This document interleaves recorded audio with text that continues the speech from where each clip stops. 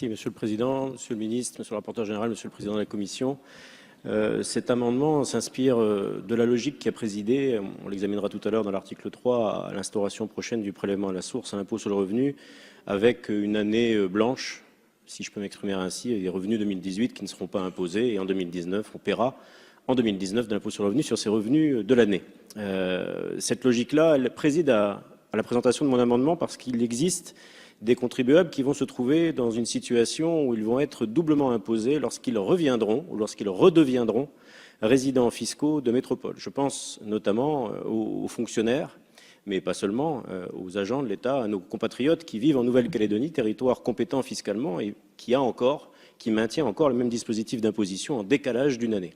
Et donc, très simplement, ceux qui rentreront en métropole à partir de 2019 paieront sur cette année l'impôt sur le revenu des revenus perçus en N-1 et en métropole l'impôt de N, c'est-à-dire deux fois le contraire de la logique qui a présidé à la réflexion, à l'instauration du prélèvement à la source. Donc mon amendement propose simplement de tirer les conséquences de cette situation particulière qui concerne entre 2500 et 3000 personnes et leurs foyers pour éviter qu'ils aient cette double imposition et imputer sous la forme d'un crédit d'impôt l'impôt sur le revenu qu'ils auront acquitté en Nouvelle-Calédonie, jusqu'à concurrence, si c'était le cas, de l'impôt qu'ils auraient à acquitter en métropole à leur retour. Vous savez que je me rendrai bientôt sur votre territoire, monsieur le député, et donc j'aurai l'occasion sans doute d'évoquer les bienfaits de l'impôt à la source. Au moment où je viendrai, on aura sans doute réussi la réforme. Soit, et c'est une boutade évidemment pour le premier point, parce que je respecte évidemment la volonté du gouvernement calédonien, il existe en fait à notre avis, très peu de cas, avec des cas bénéfiques de gens qui y partent. Donc je ne voudrais pas non plus limiter les choses.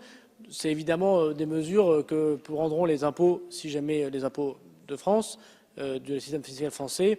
Je peux donner une instruction, si vous le souhaitez, en ce sens et vous en donner copie, ou répondre aux interrogations de contribuables qui auraient la difficulté que vous évoquez, d'étalement et de mesures qu'on prend une par une pour ces personnes qui connaîtraient une double imposition du fait de leur changement d'adresse, de contribuable, quittant un lieu où il n'y a pas l'impôt à la source pour arriver à un lieu où il y a l'impôt à la source. Merci pour les réponses à la fois, Monsieur le Ministre et Monsieur le Rapporteur Général. Monsieur le Rapporteur Général, vous indiquez, je comprends bien le raisonnement, deux précisions quand même. Tout d'abord, Monsieur le Ministre vient de le dire très précisément, nous sommes un des derniers territoires au monde à ne pas être passé encore au prélèvement à la source. Et donc, la problématique de décalage où en une année on paye deux fois sur N-1 et sur N ne se situe que dans très peu de territoires, dont la Nouvelle-Calédonie. Et une autre précision importante, il ne s'agit pas de viser ceux qui partiront à partir du prélèvement à la source et reviendront, mais ceux qui sont déjà partis. Parce que pour le coup, ceux qui partiront auront une année blanche au départ et une double imposition à la fin. Et là, on pourrait considérer qu'il y a un équilibre général, ce qui n'est pas le cas des contribuables qui sont déjà partis. Voilà, ces précisions dites, je voudrais donc remercier Monsieur le Ministre pour l'ouverture dont il fait part sur ce sujet-là, s'agissant singulièrement d'une perspective d'instruction ou de circulaire, en tout cas d'un traitement privilégié. Pardon ? Oui, c'est un engagement très fort. Moi, j'y suis très sensible.